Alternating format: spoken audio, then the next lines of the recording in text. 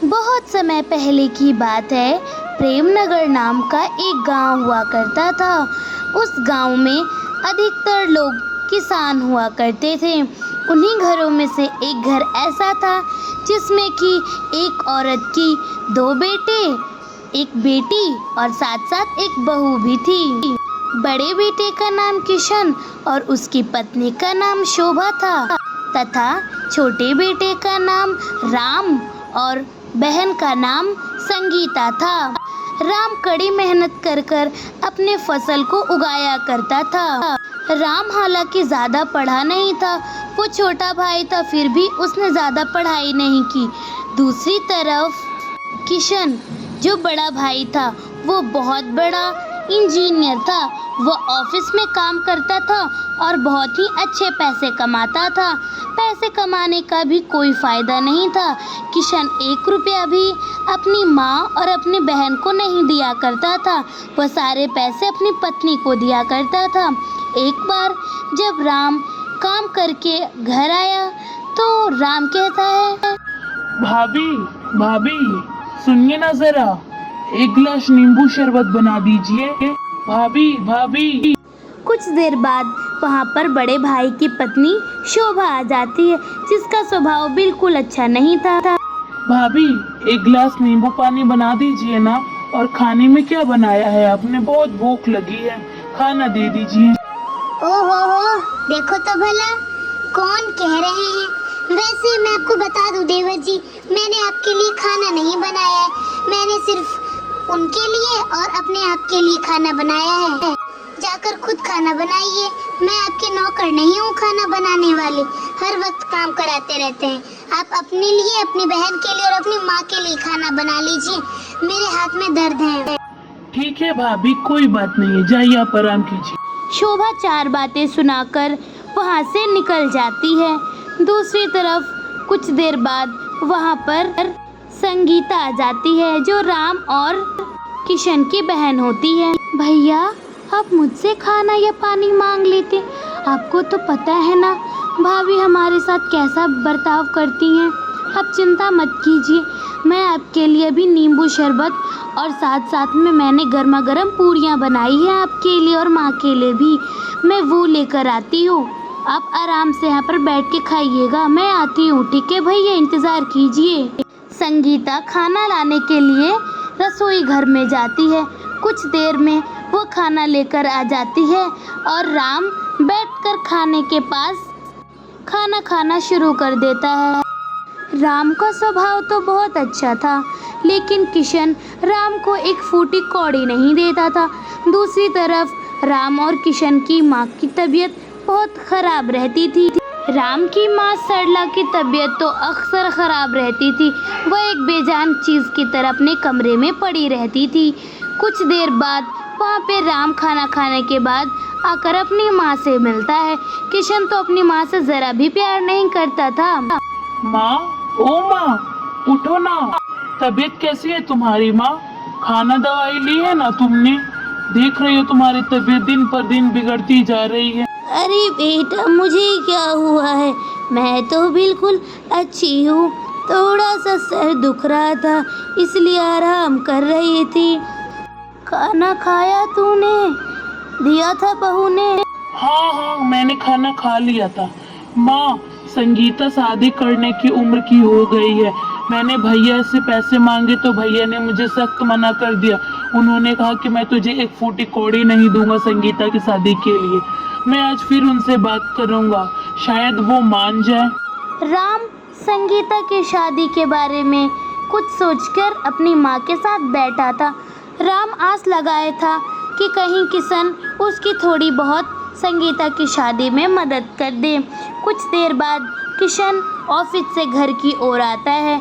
राम झटपट उठकर वहाँ से कहता है, भैया आपको पता है ना, संगीता शादी करने की उम्र की हो गई है, तो भैया थोड़े से पैसे दे दीजिए, उसकी शादी में भी तो खर्चा होगा। अरे अरे, ये कैसी बात है?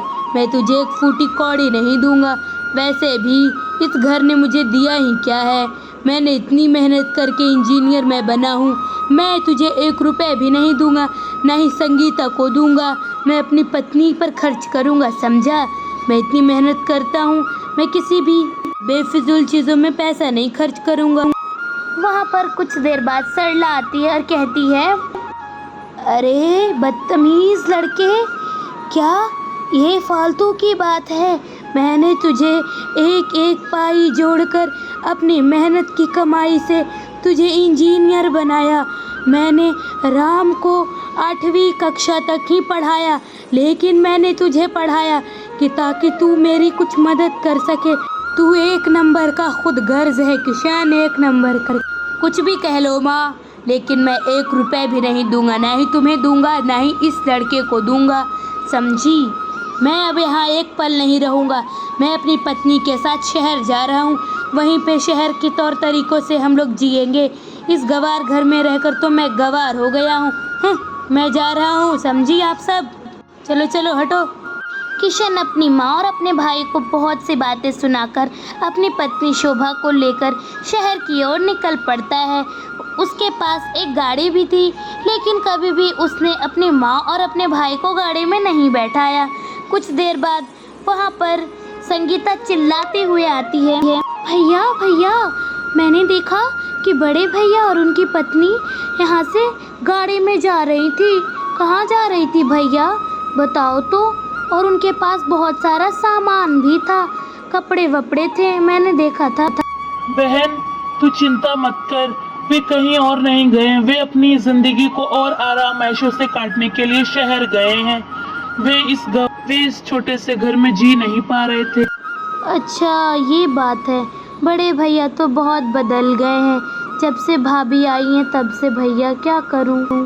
किशन वहां से अपने खेत की ओर जाता है। वह खेत में जाकर देखता है कि बहुत सारे फसल वहां से बर्बाद हो जाते हैं और कुछ फसल की पौधे टूटी होती हैं। अरे ये पौधे को क्या हुआ? अब मैं अपने परिवार का पेट कैसे पालूंगा? बेचारा राम, मुसीबतों का पहाड़ उस पर आ गिरा था। खेत जाने पर वह देखता है कि सारे पौधे टूट के गिरे होते हैं। किशन की आंखों से तो टप टप आंसू बहने लगते हैं, लेकिन जैसे ही आंसू बहता है वहाँ से एक चमत्कारी बैगन का पेड़ उग जाता है। वो ये सब देखकर बड़ा आश्चर्य में पड़ता है। वह कहता है, हे भगवान, ये कैसा करिश्मा है? भला बैंगन का भी पेड़ होता है? मुझे तो विश्वास नहीं हो रहा।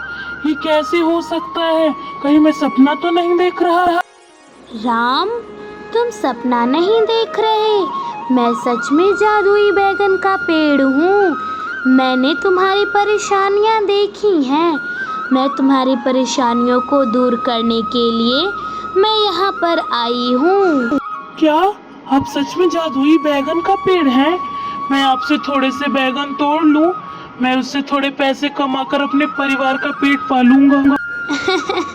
हाँ क्यों नहीं, ये पूरा पेड़ तो तुम्हारा है। तुम जितने बैगन तोड़ो फिर से वहाँ नए बैगन आएंगे। राम आगे की ओर जाता है और सारे बैंगन तो बहुत ही ताज़े और चमकीले थे। राम तुरंत से अपना गमछा ज़मीन पर बिछा देता है और कूद कूद कर बैंगन तोड़ने लगता है। कुछ देर में वह बहुत सारे बैंगन तोड़ लेता है। वह बैंगनों की गठरी बनाकर अपने घर की ओर निकल जाता है। बैंगन तो देखने में काफ़ी ज़्यादा अच्छे, सुंदर और रंगीले थे। उनका बैंगनी कलर बहुत ही प्यारा था। राम वो सारे बैंगन लेकर अपने घर को आ जाता है।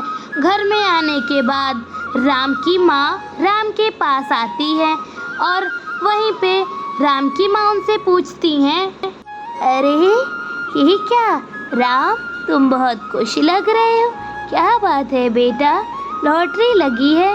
माँ, लॉटरी जैसा ही समझो। तुम्हें पता है आज मेरे खेत में ना सारे बैंगन टूट गए थे और मैं रोने लगा था। मेरे आंसू के वजह से वहाँ एक जादुई बैंगन का पेड़ लगाया है। मैं उससे जितने बैंगन तोड़ता हूँ वहाँ पर उतने बैंगन फिर से आ जाते हैं। वह जादुई पेड़ सिर्फ मेरे लिए है। अब मैं इन बैंगनों को ले जाकर बाजार में बहुत ही सस्ते दामों पर बेचूंगा ताकि मैं ज्यादा पैसे कमा सकूं। माँ, ये पेड़ बहुत ही अच्छा है, ये पेड़ बहुत ही प्यारा है। वह मुझसे बहुत प्यार करता है। वो मेरी सारी बातें मानता है। मैंने उससे बहुत बैंगन तोड़े। अरे अच्छा, तो सुनो बेटा, इस जादुई बैंगन के पेड़ के बारे में किसी को भी नहीं बताना, वरना ये बात फैल जाएगी और तुम्हारे पेड़ से सभी लोग बैंगन तोड़ेंगे चोरी चुपके। ठीक है? ठीक है माँ, मैं किसी को नहीं बताऊंगा इस जादुई बैंगन के पेड़ के बारे में। अब मैं मंडी जाता हूँ बैंगन को बेचने के लिए। राम मंडी की ओर जाता है और अपने हाथ में बैंगनियों का गट्ठर लेकर वो वहाँ पर जाता है और एक सही जगह पर चुनकर वहाँ बैठ जाता है और ज़ोर ज़ोर से चिल्लाने लगता है। बैंगन ले लो बैंगन, ताजे ताजे बैंगनी बैंगन 10 रुपए किलो, बहुत सस्ते हैं, ले लो ले लो ले लो। 10 रुपए किलो बैंगन, 10 रुपए किलो, सस्ते ताजे, ले लो बैंगन। अरे भैया, आपके बैंगन तो बहुत ही सस्ते और ताजे हैं, इतने सस्ते क्यों बेच रहे हो? सारे तो 30 रुपए किलो दे रहे हैं, तुम 10 ही दे रहे हो। अरे हाँ बहन जी, आप ले लीजिए बैंगन वरना बिक जाएंगे। आपके लिए भी तौलूं 1 किलो, बताइए, ताजी हैं बैंगन। हाँ, 4 किलो बैंगन तौल दीजिए, आज तो मैं पकौड़े बैंगन भाजी सब बनाऊंगी। राम उन महिला को बैंगन का एक झोला दे देता है।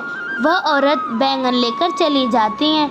बैंगन काफ़ी सस्ते होने के कारण बहुत ही जल्दी राम के सारे बैंगन बिक जाते हैं। बैंगन बेचने के बाद वहाँ से राम अपने घर को आ जाता है।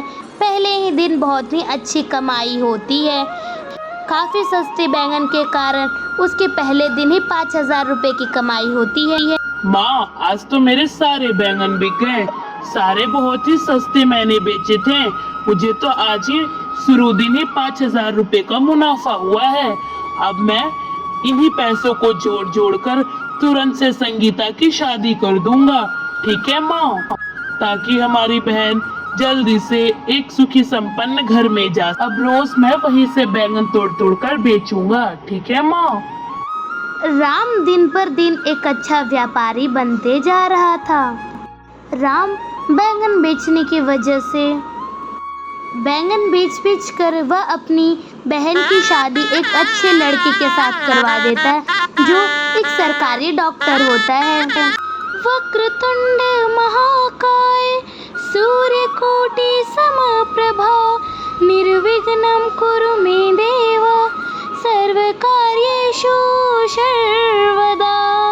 अपनी बहन की शादी कराने के साथ साथ बैंगन बेचकर राम एक अच्छा घर ले लेता है, जो देखने में बहुत ही अच्छा होता है।